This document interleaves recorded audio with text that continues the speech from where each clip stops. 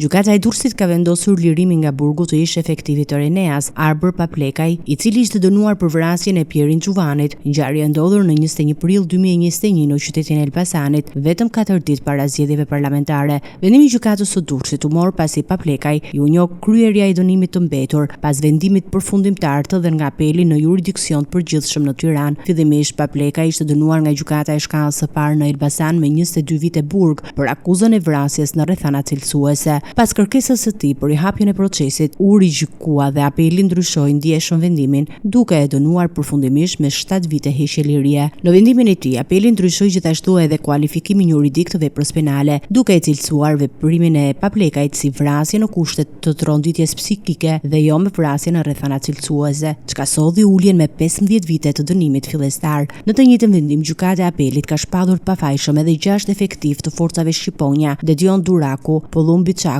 Erion Balla, Erion Meçja, Donald Dedja dhe Besmir Kadiu. Më herët gjykata e Elbasanit i kishte dënuar ato me 16 muaj shërbim prove. Po ashtu, apeli ka dhënë pafajësi edhe për ish zëvendësdrejtorët e policisë së Elbasanit, Albert Nushi dhe Nikolaj Shpalla, të cilët ishin dënuar në shkallë të parë me nga 1 vit shërbim prove për secilin. Ngjarja e rëndë e 21 prillit 2021 ndodhi pas një përplasje me armëzjarri në Elbasan, ku mbeti i vrarë Pierin Xhuvani dhe u plagosën disa persona, mes tyre Emilian Prenga, Paulin Vuksani, dhëndri viktimës Edion Budani, si dhe efektivja e policisë Gjensila Sota. Arbër Paplekaj ishte pjesë e asaj që Partia Demokratike e cilësoi në atë kohë si strukturë mbrojtjes së votës. Pas ngjarjes, ai pranoi autorsinë e krimit dhe u vedorzua në repartin e forcave speciale Renea në Tiranë, duke deklaruar se kishte qelluar në kushtet e vetmbrojtjes.